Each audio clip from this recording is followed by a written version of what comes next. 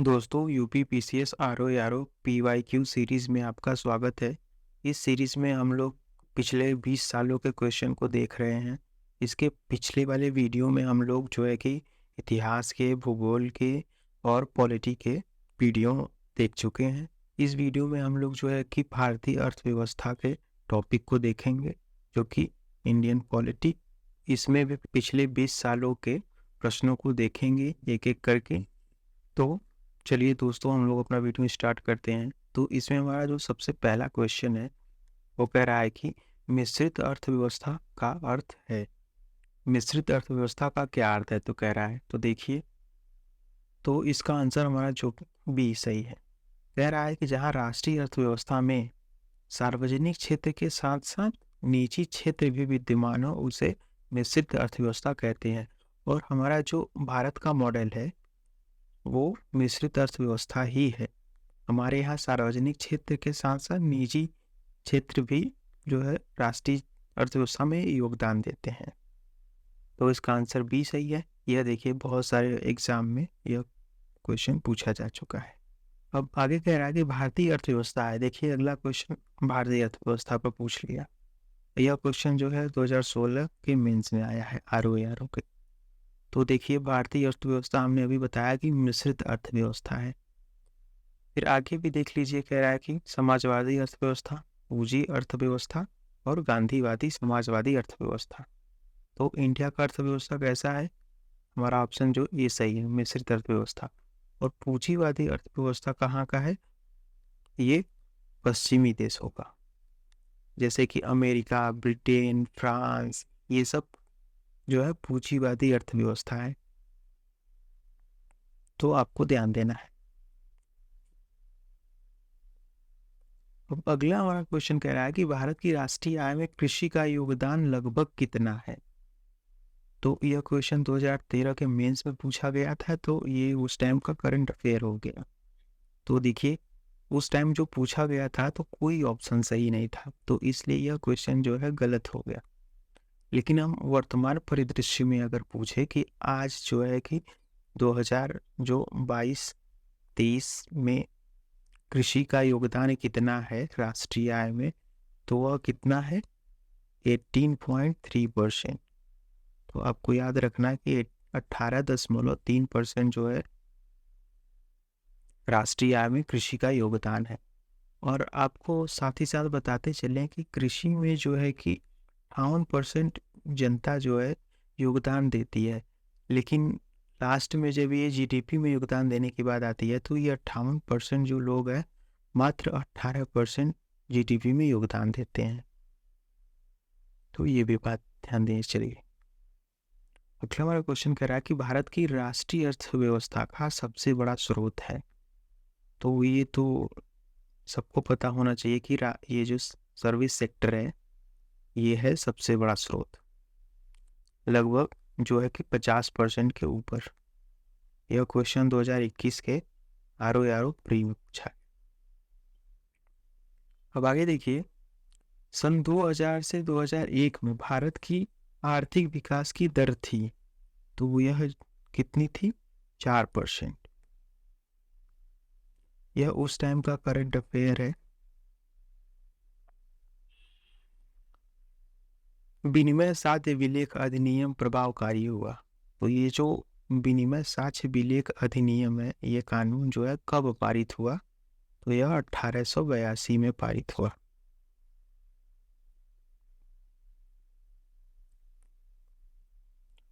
भारत में राष्ट्रीय आय के मापने का निम्नलिखित में से कौन सा सही आधार वर्ष है? तो हमारा राष्ट्रीय आय जो है ना, किसी आधार वर्ष को बेस मान के मापा जाता है। इन्फ्लेशन ये वगैरह जो है कि किसी साल को बेस मान के माना जाता है। तो पूछ रहा है कि वह कौन सा है, तो यह कौन सा था? यह क्वेश्चन 2010 का है। तो उस टाइम कौन सा ईयर था? 2004 और 2005। तो ये बात आप ध्यान रखिए। भारत में निम्नलिखित क्षेत्रों में कौन एक क्षेत्र जो है बचत में सर्वाधिक योगदान करता है? तो देखिए, बैंकिंग सेक्टर ये नहीं है, निर्यात तो ये नहीं हो सकता, घरेलू क्षेत्र जो है यह सबसे ज़्यादा बचत करता है। और कॉर्पोरेट सेक्टर नहीं। अब देखिए, वर्ष 2010 में निम्न में से कौन सा एक भारत में प्रति व्यक्ति आय है? तो पूछ रहा है, ये उस टाइम का क्वेश्चन है कि पर कैपिटा इनकम जो भारत की थी 2010-11 में, वो क्या थी? तो वो क्या थी? 35,993। अब आगे चलिए, देखिए कह रहा है कि उत्पादक कीमत सूचकांक मापता है। तो ये जो उत्पादक कीमत सूचकांक है, ये क्या मापता है? तो उत्पादन कीमत सूचकांक जो है वह देखिए उत्पादित वस्तुओं और सेवाओं की कीमतों के औसत परिवर्तन को, जो उत्पादित वस्तुओं और सेवाओं का कीमत है उसके औसत परिवर्तन को यह सूचकांक मापता है। कोई भी सूचकांक हो वो किसी भी परिवर्तन के औसत परिवर्तन को ही मापता है। तो आंसर हमारा ए सही है। निम्न में से किस एक से समावेशी विकास को बढ़ाने की आशा नहीं की जा सकती? तो समावेशी विकास को बढ़ाने की आशा नहीं की जा सकती तो किससे पूछ रहा है? पहले ऑप्शन देखिए, राष्ट्रीय आय की ऊंची वृद्धि दर, ग्रामीण विकास, कृषि विकास, कृषकों को पर्याप्त साख। तो इसमें राष्ट्रीय आय की ऊंची वृद्धि दर जो है इसमें आशा नहीं की जा सकती। तो एक पहले समझिए कि समावेशी विकास क्या होता है। जैसे समावेशी विकास क्या होता है कि किसी भी देश में प्रत्येक व्यक्ति का समान विकास, प्रत्येक व्यक्ति का समान विकास समावेशी विकास कहलाता है। और ये जो राष्ट्रीय आय की ऊंची वृद्धि दर है इसे कहते हैं आर्थिक विकास।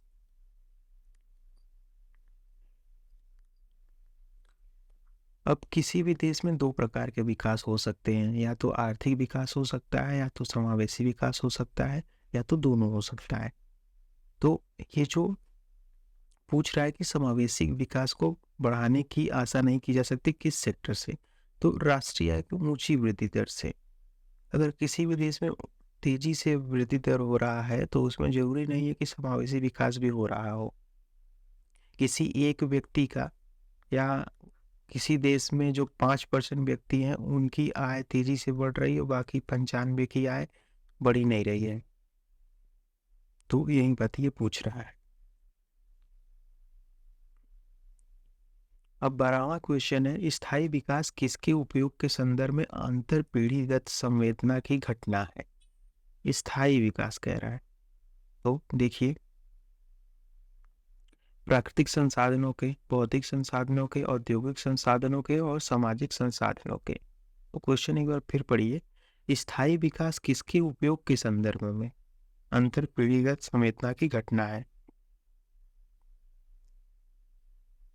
तो यह प्राकृतिक संसाधनों। भारत के सकल घरेलू उत्पाद में 2010-11 में कृषि और संबंधित क्षेत्रों का योगदान कितना रहा? अब देखिए, इसके पिछला वाला भी क्वेश्चन जो था तीसरा वाला, उसमें कृषि का योगदान जीडीपी में पूछा था। अब फिर पूछ रहा है, तो उस टाइम जो था 15% था। और आपको बताते चलें कि 2000 जो कि 20-21 में हाईएस्ट कृषि का योगदान था जीडीपी में, वो 20% था। इसके पहले 20% कृषि में जीडीपी का योगदान, जीडीपी में कृषि का योगदान जो 20% था वो लास्ट टाइम था सन 2000 में। तो ये बात है, आपको याद रखना। किसानों के लिए किसान क्रेडिट कार्ड योजना लाई गई 1998 में, 99 में। ये क्वेश्चन बहुत बार पूछा गया है कि क्रेडिट कार्ड योजना कब लाई गई थी, तो आपको याद रखना है। किसान क्रेडिट कार्ड के संबंध में निम्नलिखित कथनों पर विचार कीजिए। किसान क्रेडिट कार्ड योजना 2001 में शुरू हुई, तो अभी हमने पढ़ा कि यह तो 1998-99 में शुरू हुई, ये तो गलत हो गया। यह योजना किसानों को उनकी खेती की आवश्यकताओं के लिए पर्याप्त समयानुकूल साख समर्थन प्रदान करती है। तो यह बात जो है बिल्कुल सही है, ऑप्शन बी सही हो गया। तो क्रेडिट कार्ड जो ये किसान क्रेडिट कार्ड योजना है, यह इसीलिए लाई गई थी कि किसानों को कम ब्याज दर में और ज़्यादा अवधि की लोन प्रोवाइड किया जा सके। ब्याज कम रहेगा, मात्र 2-3%, और समय जो है इसमें 4 से 8 साल दिए जाते हैं। तो आपको ये बात ध्यान रखनी है। भारत में कृषि उत्पाद व्यापार व वाणिज्य बिल 2020 में निम्नलिखित में से किसका उल्लेख नहीं किया गया है? तो देखिए, अब यहाँ देखिए कृषि उत्पाद व्यापार और वाणिज्य बिल है, तो अगर ये व्यापार वाणिज्य का बिल है तो पढ़िए, आवश्यक वस्तुओं का हो सकता है किया गया हो, संविदा कृषि का हो सकता है, कॉन्ट्रैक्ट फार्मिंग का, लेकिन एमएसपी का नहीं किया जाएगा, क्योंकि एमएसपी खिलाफ ही है व्यापार और वाणिज्य के। तो इसका आंसर हमारा सी हो गया। बाकी कृषि उत्पादन विपणन समिति, इसका किया गया है, एपीएमसी, इसका किया गया है।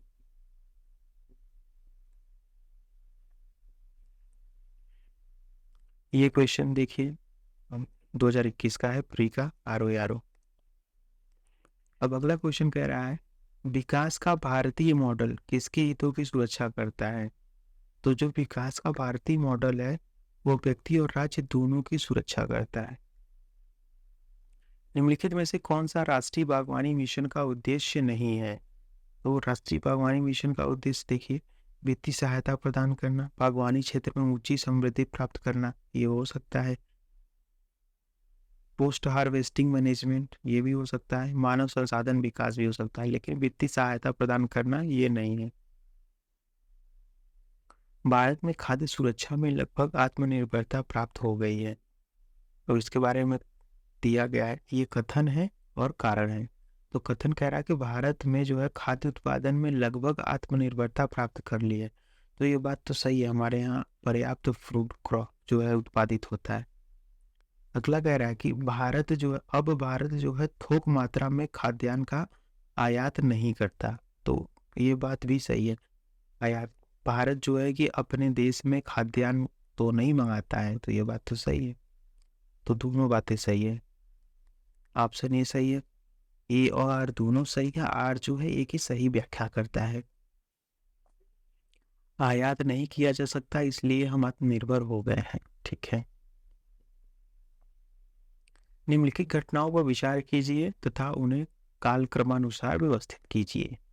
अब देखिए, कह रहा है कि नाबार्ड की स्थापना, स्वयं सहायता समूह का बैंक लिंकेज कार्यक्रम, क्रेडिट कार्ड योजना और क्षेत्रीय ग्रामीण बैंक की स्थापना। तो इसमें देखिए, यह क्वेश्चन जो है 2021 मेंस का है। तो नाबार्ड की स्थापना होती है 1982 में, और क्रेडिट कार्ड योजना का जो हमने देखा ये 1999 में स्टार्ट होती है। तो इन दो इंफॉर्मेशन के हिसाब से ऑप्शन आप देखिए कि एक के बाद ही 3 आना चाहिए। तो पहला ऑप्शन जो है एक के बाद 3 आया है, दूसरा ऑप्शन में नहीं आया है, तीसरी भी ऑप्शन में आया है तो हो सकता है, चौथे ऑप्शन में नहीं आया है। तो इसका हमारा आंसर जो है वो सी हो गया। बाकी अगर ये देखेंगे स्वयं सहायता समूह और क्षेत्रीय ग्रामीण बैंक की स्थापना, तो क्षेत्रीय ग्रामीण बैंक की स्थापना सबसे पहले होती है शायद 1975-76 के आसपास। तो हमारा ऑप्शन ये सही है। निम्नलिखित में से कौन सा कृषि उत्पाद अपने निर्यात से देश के लिए सर्वाधिक विदेशी मुद्रा प्राप्त कराता है? तो देखिए, कहवा, बासमती चावल, कच्ची कपास और चाय। तो यह जो है कच्ची कपास, कच्ची कपास जो होती है इंडिया से दूसरे कंट्री में निर्यात किया जाता है, इससे वहां से विदेशी मुद्राएं प्राप्त की जाती हैं। मौसम आधारित फसल बीमा योजना सर्वप्रथम लागू की गई थी किस राज्य में? तो यह जो है कर्नाटक में। निम्नलिखित में से कौन सा भारतीय कृषि की निम्न उत्पादकता का कारण नहीं है? तो देखिए, कह रहा कृषि में जो लो उत्पादकता है वो किस कारण से नहीं है? जनसंख्या दबाव से है, ये बात भी सही है। प्रचंड बेरोजगारी कृषि में तो है ही, सहकारी कृषि और जोत का छोटा आकार। तो जोत का छोटा आकार भी है, इसलिए कृषि उत्पादकता कम है। तो इसका कारण जो है सहकारी कृषि, तो ये बढ़ावा देती है कृषि उत्पादकता के लिए। ये लाया ही इसीलिए गया था। तो आंसर सी सही है। अगला क्वेश्चन है, किसी फार्म के चल लागत पूंजी में निम्नलिखित में से क्या शामिल नहीं है? तो किसी जो फार्म का चल लागत पूंजी है उसमें जो है भूमि राजस्व शामिल नहीं है।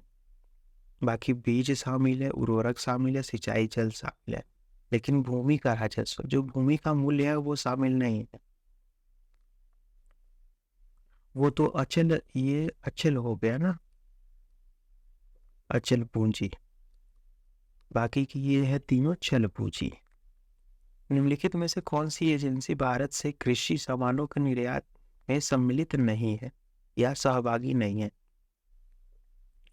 कृषि सामानों के निर्यात में, एक्सपोर्ट में, तो नेफेड है, स्टेट ट्रेडिंग कॉरपोरेशन है, इफ्को, इफ्को नहीं है। इफ्को का काम केवल उर्वरक निर्माण करना है, इसका काम जो है एक्सपोर्ट में नहीं है, और एमएमटीसी है। तो इसका आंसर सी हो गया। अब अगला हमारा क्वेश्चन कर रहा है कि भारत के राज्यों में से उत्तर प्रदेश में किन फसलों का अग्रणी उत्पादन है? अब देखिए, पहली बार अभी हम ऊपर 25 क्वेश्चन में से पहला ये 26वां क्वेश्चन देख रहे हैं जो कि यूपी स्पेसिफिक पूछ रहा है। तो देखिए, कह रहा है किसका अग्रणी उत्पादन है, मतलब सबसे ज्यादा उत्पादन उत्तर प्रदेश में किस चीज का होता है? तो देखिए, गेहूं, आलू, मूंगफली, गेहूं, आलू, गन्ना, आलू, गन्ना, कपास, आलू, गन्ना, धान। तो कपास का नहीं होता, धान का भी नहीं होता, गेहूं, आलू, गन्ना ये हो सकता है, और देखिए गेहूं, आलू और मूंगफली। तो मूंगफली का भी नहीं, गेहूं का, आलू का और गन्ने का सबसे बड़ा उत्पादक है यूपी। तो हाँ, इसका आंसर हमारा बी हो गया। अब देखिए अगला क्वेश्चन, स्वतंत्र भारत की प्रथम औद्योगिक नीति की घोषणा इस वर्ष की गई थी? तो 1948 में, देश की आज़ादी के एक साल बाद ही पहली औद्योगिक नीति आई थी, फर्स्ट इंडस्ट्रियल पॉलिसी। आगे कह रहा है कि सूक्ष्म लघु मध्यम उद्यम विकास अधिनियम, जो एमएसएमई अधिनियम पारित हुआ किस वर्ष? 2006 में।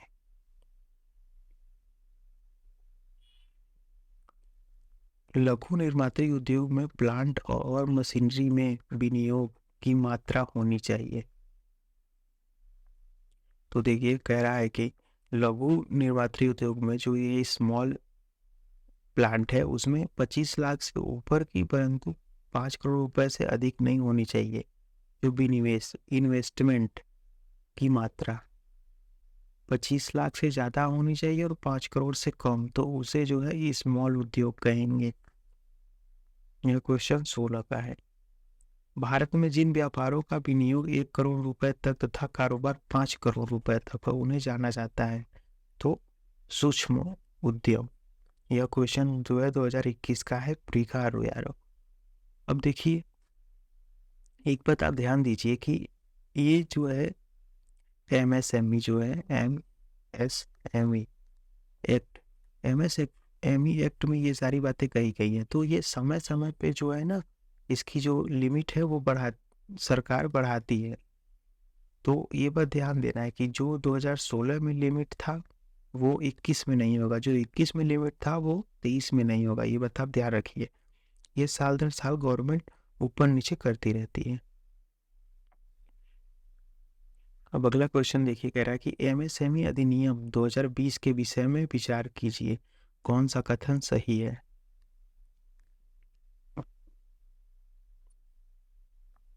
तो देखिए, इसका आंसर हमारा जो बी सही है,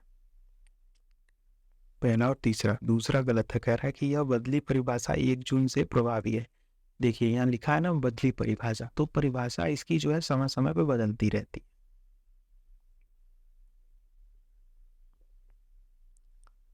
उपभोक्ता सहकारी भंडार स्थापित किए जाते हैं सदस्यों द्वारा। तो सहकारी जो भंडार है, कोई भी कोऑपरेटिव सोसाइटी जो है, वो उनके सदस्यों द्वारा ये स्थापित किए जाते हैं, कोई सा भी हो, चाहे उपभोक्ता हो चाहे कोई भी हो। भारत में मिल निर्मित कपड़ों का सर्वाधिक उत्पादन प्राप्त होता है किस राज्य से? तो गुजरात से, क्योंकि गुजरात महाराष्ट्र ही जो है ना कपास में, अब कपास के उत्पादन में अग्रणी राज्य हैं। और कपास जो होती है वो काली मृदा में प्राप्त होती है। काली मृदा मतलब रेंगुर मृदा। तो ये बातें आप ध्यान रखिए। निम्नलिखित में से किसे महारत्ना का दर्जा नहीं प्राप्त है? अब दिया है कि फरवरी 2023 तक, 2013 तक। तो ये भी ध्यान दीजिए कि महारत्ना का दर्जा जो है वो भी समय समय पे बढ़ता रहता है। तो हो सकता है कि 2010 में उसको प्राप्त नहीं हो और 2023 में इसको प्राप्त हो। तो अब ध्यान दीजिए, उस टाइम जो था ये क्वेश्चन 2010 तक, अब यहाँ कह रहा है कि फरवरी 2023 तक। तो उस टाइम जो है ऑयल इंडिया लिमिटेड को महान रत्न का दर्जा प्राप्त नहीं था। और इस टाइम जो है इंडिया में कुल 14 महारत्न कंपनियां हैं। निम्नलिखित में से किस भारतीय सार्वजनिक क्षेत्र के उपक्रम को 4 जो है नवरत्न कंपनियों को दिया गया महारत्न का दर्जा नहीं है? तो उस टाइम के रिसेंट में कुछ कंपनियों को महारत्न का दर्जा दिया गया है। पूछ रहा है ये इसमें से कौन सा नहीं है? तो BEL नहीं था। निम्नलिखित में से कौन सा युग्म सही सुमेलित नहीं है? गोस्वामी समिति, औद्योगिक रुग्णता की समस्या, जानकी रमन समिति, शेयर बाजार के घोटाले की जांच, मल्होत्रा समिति, बीमा क्षेत्र में सुधार, और तारापुर समिति जो है बैंक में ग्राहक सेवा। तो इसका आंसर जो है डी है, ये तारापुर समिति जो है ये सही नहीं है। अब अगला हमारा मेक इन इंडिया कार्यक्रम का लोगो है। तो हमें पता है कि मेक इन इंडिया में तो लोगो जो है वो शेर है। भारत में तृतीय क्षेत्र टर्सरी सेक्टर में सम्मिलित है। तो भारत में जो तृतीय सेक्टर में सम्मिलित है वो कौन सा है?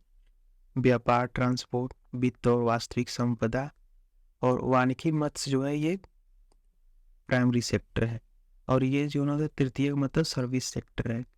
तो इसका आंसर हमारा भी सही हो गया। परिवहन, संचार, वाणिज्य किसके अंतर्गत आता है? तो यह सी के अंतर्गत आता है। इसके पहले हमने देखा कि परिवहन, तो ये तृतीयक में आता है।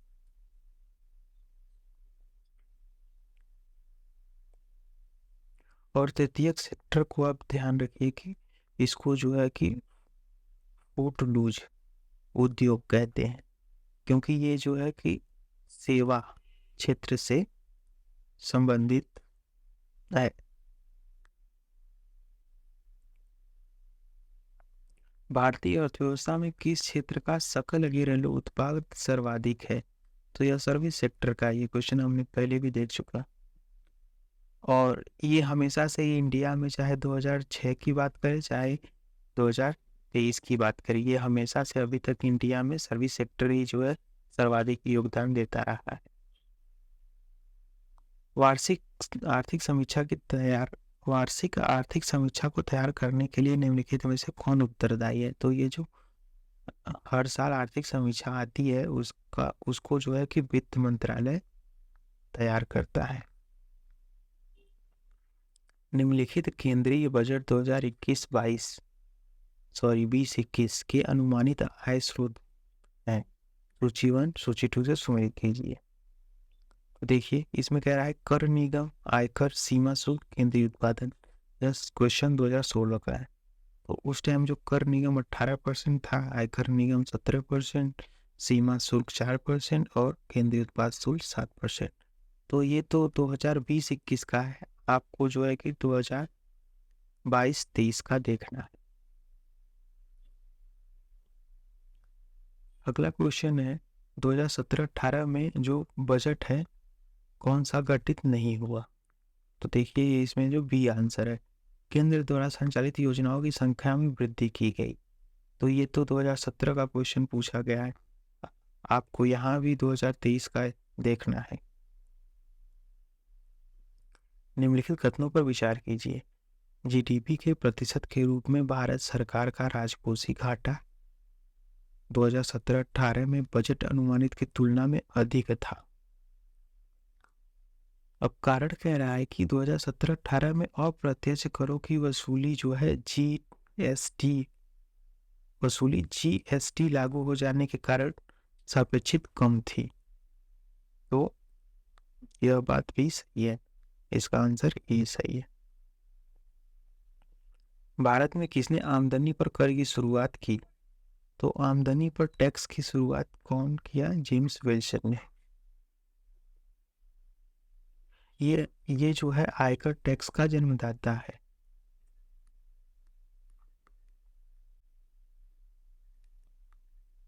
सेबी अधिनियम पारित हुआ 1992 में। वैसे आपको ध्यान देने की बात है कि सेबी की स्थापना जो होती है वह 1988-89 में होती है, लेकिन इसको अधिनियम द्वारा कानूनी मान्यता 1992 में दी जाती है। सूची 1 को सूची 2 से मिलाइए। सूची 1 में जो है कि कुछ टैक्सेस दिया गया है और सूची 2 में इससे संबंधित है। तो देखिए, अब कह रहा है पहला कैपिटल गेन टैक्स है। तो कैपिटल गेन टैक्स वह टैक्स होता है जिससे आप कोई संपत्ति गेन करते हैं, संपत्ति से प्राप्त की गई टैक्स पर या आपकी संपत्ति पर लगाई गई टैक्स पर। तो कैपिटल गेन टैक्स देखिए संपत्ति विक्रय पर, आप जब अपनी संपत्ति बेचेंगे, कोई भी संपत्ति, कंपनी, फैक्ट्री, जमीन या, तो उस पर कैपिटल गेन टैक्स लगेगा। तो संपत्ति विक्रय पर। अब देखिए ए का डी, तो ए का डी पहला ही सही है। आगे भी देख लेते हैं। Central excise duty. अब सेंट्रल एक्साइज ड्यूटी वो है जो फैक्ट्रियों में निर्मित वस्तुओं पर लगता है एक्साइज ड्यूटी। तो इसका हमारा आंसर बी होगा।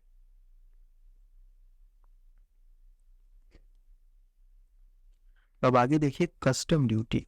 अब कस्टम ड्यूटी आपने सुना होगा कि कोई भी सामान अगर आप विदेश से मंगाएंगे तो उस पे, या विदेश से मंगाएंगे भेजेंगे तो उस पे कस्टम ड्यूटी लगेगा। तो यह क्या हो गया? आयात पे हो गया। कोई भी चीज़ अगर आप इंपोर्ट कर रहे हैं, विदेश से कुछ सामान मंगा रहे हैं, गाड़ी, कपड़ा, कुछ भी ये सब, तो कस्टम ड्यूटी लगेगा। और कॉर्पोरेट टैक्स जो है यह आय पे लगता है किसी कंपनी के। तो अगर इस हिसाब से मिलाएंगे तो हमारा ऑप्शन जो पहला ही सही हो जाएगा। अब अगला हमारा हो गया जीएसटी किस तरह का टैक्स है? तो सबको पता है यह अप्रत्यक्ष टैक्स है। राजस्व तटस्थ दर, रेवेन्यू न्यूट्रल रेट, जो हाल ही में समाचारों में था, क्या है? जीएसटी। तो आपको ध्यान देना है। भारतीय अर्थव्यवस्था में वस्तु एवं सेवा कर का संग्रहण अक्टूबर 2020 में रहा तो 1 लाख करोड़ से अधिक। तो आपको इस टाइम 2023 का देखना है, शायद यह 1.5 लाख करोड़ के आसपास पहुंच चुका है। पेन के आरंभ में जो है 5 अंग्रेजी के अक्षर होते हैं, जैसे देखिए ये 5, बाकी के 4 डिजिट होते हैं, फिर लास्ट में एक होता है अंग्रेजी का अक्षर। इसमें कह रहा है पी दर्शाता है, तो पैन कार्ड में जो ये आपका पी दर्शाता है या किसी पर्टिकुलर व्यक्ति को दर्शाता है। निम्नलिखित में से कौन सा जो है प्रत्यक्ष कर है? तो विक्रय कर, एक्साइज ड्यूटी, कस्टम ड्यूटी और संपदा कर। तो संपदा कर जो है यह प्रत्यक्ष कर है, बाकी अप्रत्यक्ष कर। सूची 1 में संस्था दी गई है, सूची 2 में स्थापना वर्ष, इसको मिलाना है। तो देखिए ICICI, IDBI, IFCI, सिडबी। तो इसमें देखिए मिलाइए। अब इसमें देखिए कि सिडबी की स्थापना जो होती है वह 1990 में होती है, इतना पता है। तो डी का 3 होगा, तो डी का 3 मिलाइए तो आप जो है आंसर आपको प्राप्त हो जाएगा। बाकी के भी देख लेते हैं। ICICI का स्थापना जो होता है वो होता है 1955 में,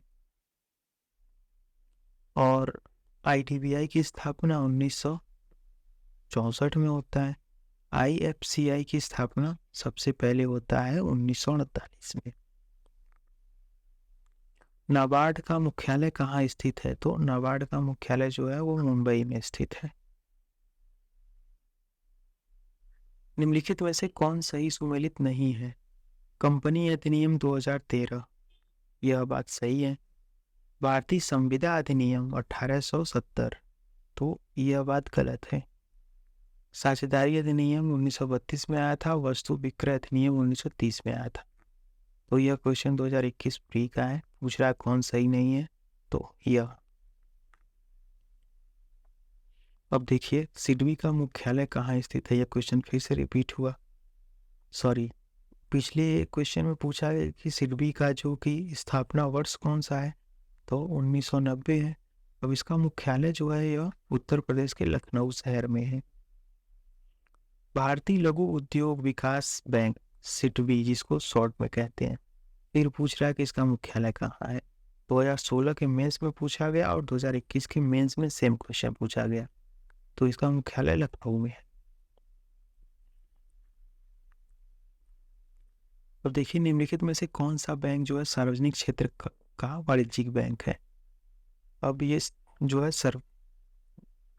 गवर्नमेंट सेक्टर का जो कॉमर्शियल बैंक है वो कौन सा बैंक है, तो यह इंडियन ओवरसीज बैंक है।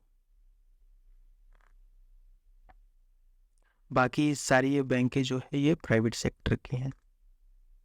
आगे कह रहा है निम्नलिखित कीमत सूचकांकों में से केंद्र सरकार के कर्मचारियों की मजदूरी में क्षतिपूर्ति हेतु किसका प्रयोग किया जाता है, तो यह जो है औद्योगिक कर्मियों के लिए उपभोक्ता कीमत सूचकांक का प्रयोग किया जाता है। और उपभोक्ता कीमत सूचकांक जो है हम लोगों ने अभी पहले ही क्वेश्चन में पढ़ा, पहले दूसरे क्वेश्चन में। तो ये जो उपभोक्ता कीमत सूचकांक होता है, तो हमने क्या पढ़ा था, उसमें लिखा था कि किसी भी उत्पादित वस्तुओं और सेवाओं की कीमत में औसत परिवर्तन, तो वस्तु और सेवा की कीमतों में औसत परिवर्तन को कहा जाता है। आगे चलिए, भारत का सबसे बड़ा व्यापारिक बैंक है, तो भारत का सबसे बड़ा व्यापारिक बैंक जो है वो कौन है, SBI। दिसंबर 2017 में भारत सरकार की हिस्सेदारी निम्नलिखित में से किस बैंक में सर्वाधिक थी, तो यह यूनाइटेड बैंक ऑफ इंडिया में।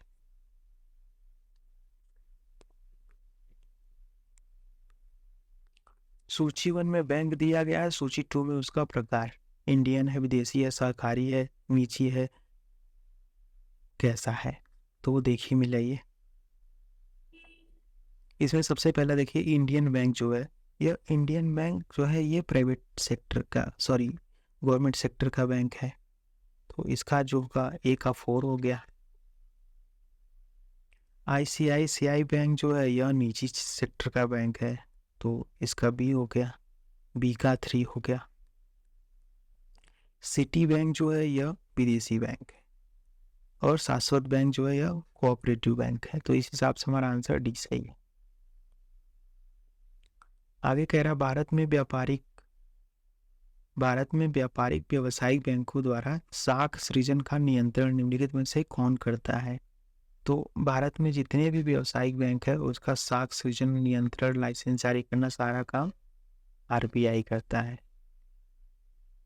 किसे प्लास्टिक मनी कहा जाता है, तो प्लास्टिक मनी जो है क्रेडिट कार्ड को कहा जाता है, क्योंकि आपके क्रेडिट कार्ड में अगर पैसा ना भी हो, आपके खाते में पैसा ना भी हो, तो आप क्रेडिट कार्ड से पैसे ले सकते हैं, इसीलिए इसे प्लास्टिक मनी कहा जाता है। और क्रेडिट कार्ड जो होता है वो प्लास्टिक का बना होता है। वैसे डेबिट कार्ड भी प्लास्टिक का बना होता है, लेकिन डेबिट कार्ड से आप पैसे तभी निकाल सकते हैं जब आपके अकाउंट में पैसे हों। आगे देखिए, मुद्रा एवं वित्तीय मामलों में सरकार का वित्तीय अभिकर्ता एवं सलाहकार कौन है, किस मामले में, मुद्रा और वित्तीय मामले में सरकार का वित्तीय अभिकर्ता कौन है, तो वह RBI है। RBI जो है बैंकों को भी लोन देती है, गवर्नमेंट को भी लोन देती है।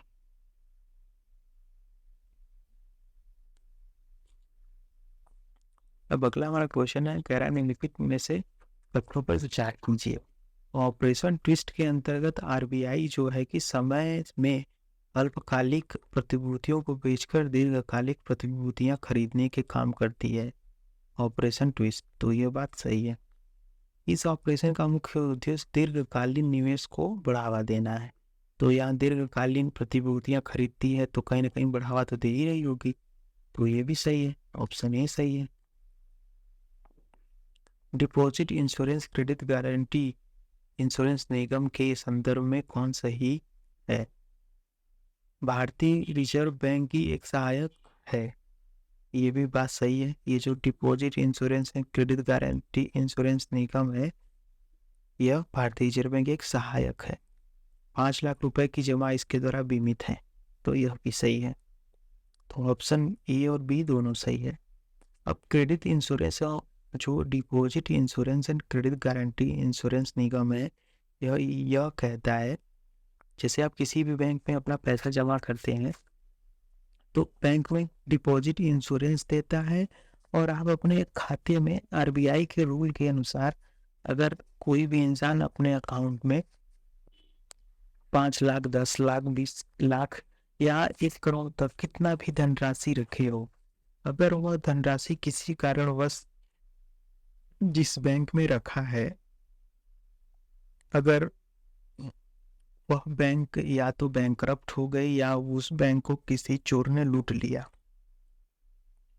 तो आरबीआई कहती है कि अगर आप उस बैंक में चाहे जितना पैसा रखे हो, आपके 5 लाख रुपए की जो है धनराशि वो बीमित है। 5 लाख रुपए देंगे, बाकी अगर जैसे कि किसी व्यक्ति के खाते में मान लीजिए 10 लाख रुपए है, वह बैंक जो है बैंकरप्ट हो गई या उस बैंक में चोरी हो गया, तो आरबीआई कहती है मैं आपका जो 5 लाख रुपए है वह बीमित है, उसको मैं लौटाऊंगा, बाकी 5 लाख रुपए नहीं लौटाऊंगा। तो इसका ये मतलब है, यह जो संगठन है यह काम करती है। तो इसका हमारा ए और बी दोनों सही है। अब आगे कह रहा है कि निम्नलिखित में से कौन सा एक वित्तीय समावेशन की प्रक्रिया की सफलता में बाधक है? वित्तीय समावेशन, फाइनेंशियल इंक्लूजन में क्या बाधक है? तो देखिए, निम्न आय ये नहीं है, तो निम्न आय, तो वित्तीय समावेशन का मतलब ये होता है कि ज़्यादा से ज़्यादा आप जो है बैंकों में पैसे को रखिए, और कहीं ना कहीं आपकी जो बैंकिंग आदतों में वृद्धि की बात करती है वित्तीय समावेशन। तो निम्न आय है तो आप खाते में पैसा रखेंगे नहीं, तो ये भी बाधक है। निरक्षरता, आपको जानकारी ही नहीं है कि अगर सेविंग रखेंगे, हम बैंक में पैसा रखेंगे तो उससे क्या फ़ायदा है, तो निरक्षरता भी इसका कारण है। बैंक शाखाओं का अभाव, आप पैसा तो रखना चाहते हैं लेकिन आपके क्षेत्र में बैंक ही नहीं है, तो यह भी कारण है। तो उपयुक्त सभी। अब आगे कह रहा है निम्नलिखित कथनों पर विचार कीजिए। जीएसटी परिषद की अध्यक्षता संघीय वित्त मंत्री करते हैं और केंद्र के राजस्व व वित्त के प्रभारी राज्य मंत्री इसमें एक सदस्य होते हैं। तो जो जीएसटी परिषद की अध्यक्षता करती हैं वो वित्त मंत्री करते हैं, तो यह बात सही है। इस टाइम निर्मला सीतारमण है। जीएसटी परिषद जो है कर दर में छूट वाली वस्तुओं के बारे में निर्णय करेगी और नई कर नीति को निर्धारित करेगी, तो यह भी बात सही है। राज्य सरकार के पास वैट उगाही का विकल्प होता है यदि वे ऐसा चाहें, तो ये अधिकार खत्म हो गया जीएसटी आते ही। जीएसटी ने जो वैट की जगह ले ली, तो ये बात गलत है। तो ऑप्शन हमारा डी सही है, केवल 1 और 2। अब आगे कह रहा है कि नरसिम्हम समिति का संबंध किससे है? तो नरसिम्हम समिति जो है वो बैंकिंग संरचना में सुधार के लिए लाया गया था। भारत में सिक्के जारी करने के लिए कौन अधिकृत है? तो सिक्के जारी करने के लिए आरबीआई अधिकृत है, और नोट जारी करने के लिए भी आरबीआई अधिकृत है। और वित्त मंत्रालय जो है केवल 1 रुपए का नोट जारी कर सकता है।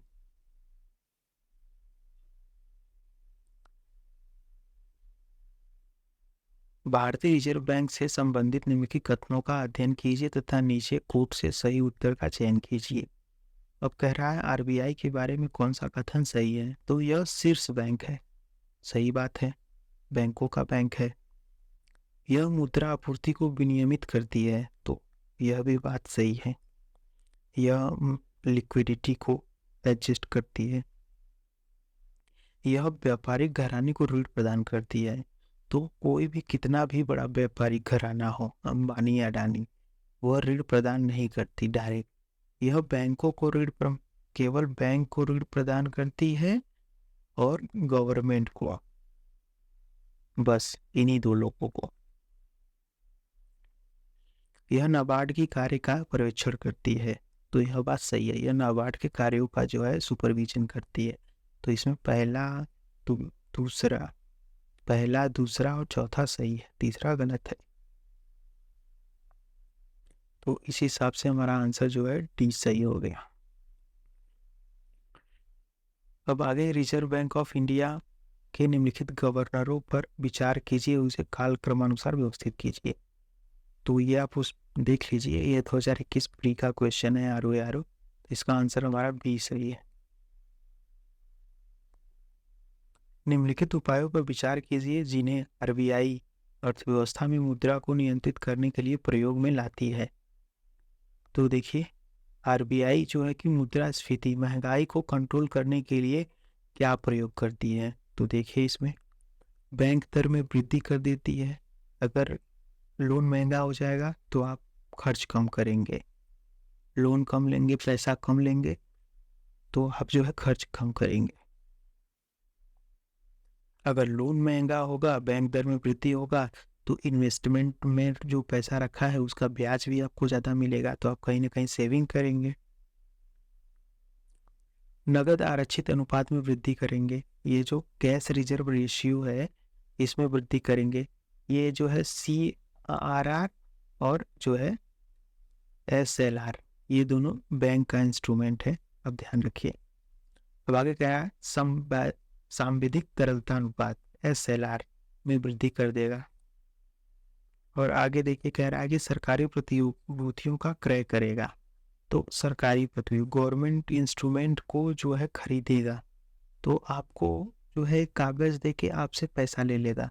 तो आरबीआई जो है आपको बेचेगा तो आपसे पैसा ले लेगा। तो यह भी बात, तो ये बात तो गलत है, तो इसका आंसर जो है ये नहीं होगा। तो हमारा ऑप्शन जो है पहला, दूसरा और तीसरा हुआ, 1, 2 और 3। और वैसे भी इसमें चारों ऑप्शन कोई सही है ही नहीं। कृषि क्षेत्र का शीर्ष बैंक है, वो कौन है, नाबार्ड। यह जो बैंक है, यह नाबार्ड जो है एग्रीकल्चर संबंधित संस्थाओं को जो है लोन प्रोवाइड कराती है, पैसे सहायता प्रोवाइड कराती है। भारत सरकार ने देश के 14 बैंकों का राष्ट्रीयकरण कर दिया, कब किया था, 1969 में।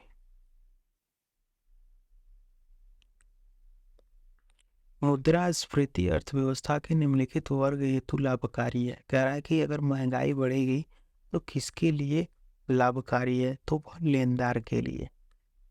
जैसे व्यक्ति ए है और व्यक्ति बी, अगर व्यक्ति ए ने बी को जो है कि पैसा दिया है, तो ये बी जो है इसको लेनदार कहेंगे, लेनदार, क्योंकि पैसे ले रहा है ना, इसे कहेंगे देनदार। इसे और दूसरी भाषा में बी को कहेंगे ऋणी, ऋणी। तो इसमें जो अगर मुद्रास्फीति बढ़ेगी तो ये जो ऋणी होगा ये फायदे में होगा। तो ये बात आप ध्यान दीजिए, क्योंकि समय के अनुसार अगर ये मान लीजिए 2020 में इससे 5 रुपए लिया था, अब 2023 आ गया, तो इसे अभी 5 ही रुपए लौटाने हैं, लेकिन अभी 5 रुपए की जो वैल्यू है अभी ये बहुत घट चुकी है। अब आप यहाँ ये नहीं कह सकते कि समय के साथ जो है इस पर महंगाई के साथ ब्याज भी बढ़ाएगा, ऐसा नहीं है। अगर हम उसको साइड में हटा दें तो देखिए कि 5 रुपए की जो वैल्यू 2020 में थी, अब 5 रुपए की वैल्यू वो नहीं है। 5 रुपए की पार्ले बिस्किट में पहले 5 या 8 मान लीजिए कि 8 पीस आते थे, अब 5 रुपए की पार्ले में केवल 5 ही पीसेस आते हैं, तो घाटा है ना। आगे देखिए, मौद्रिक नीति है, क्या है मौद्रिक नीति, प्रभावी मांग को नियंत्रित करने हेतु प्रत्यक्ष उपाय मौद्रिक नीति कहलाता है। ये मौद्रिक नीति कौन कंट्रोल करता है, तो आरबीआई। प्रतिछाया बैंक क्या है, शैडो बैंक क्या है? तो शैडो बैंक पढ़िए, नॉन बैंकिंग फाइनेंशियल इंस्टीट्यूशन द्वारा वित्तीय तथा अन्य गतिविधियों को संपन्न कराना प्रतिछाया बैंक है।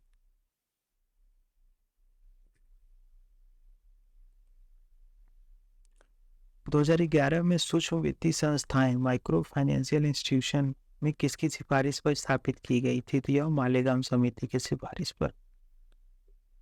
ब्रेंट इंडेक्स किससे संबंधित है? तो यह किससे? कच्चे तेल की कीमतों से। यह क्वेश्चन 2021 का अफ्रीका है।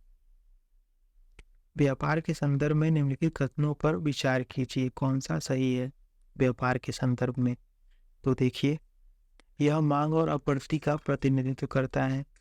तो और दूसरा कह रहा है कि यह केवल मांग पक्ष से संबंधित है, तो यह गलत है, यह सही है। इसका हमारा जो आंसर हो गया वो ए सही है। यह क्वेश्चन मेंस 2021 आरओआर में पूछा गया। अब यहाँ आप देखिए कि ये जो लास्ट पेज में क्वेश्चन है सारे मेंस के हैं, 21 के हैं। तो अगला क्वेश्चन देखिए, वाणिज्य के संदर्भ में निम्नलिखित कथनों में से कौन सा कथन सही है? यह व्यवसाय का क्षेत्र है जो विनिमय की सुविधाओं के लिए सभी बाधाओं को दूर करने में सहायता करता है। तो वाणिज्य, यह सही है, व्यापार का क्षेत्र है। यह उपभोक्ताओं तक उत्पादों को वितरण करने के कारकों से संबंधित है, तो यह भी सही है। इसका आंसर हमारा सी सही है। राष्ट्रीय विकास परिषद का गठन कब हुआ? तो 1952 में। नेशनल डेवलपमेंट काउंसिल सार्वजनिक क्षेत्र के बैंकों एवं वित्तीय संस्थाओं हेतु केंद्रीय बजट 2020-21 में विनिवेश डिसइन्वेस्टमेंट का लक्ष्य क्या रखा गया है? तो उस टाइम ये 100 करोड़ रखा गया था और ये हर साल बदलता रहता है। तो आपको जो है कि 2023-24 का देखना है। तो दोस्तों हमारा जो है कि यह टॉपिक यहीं पर ख़त्म होता है। तो दोस्तों वीडियो देखने के लिए धन्यवाद।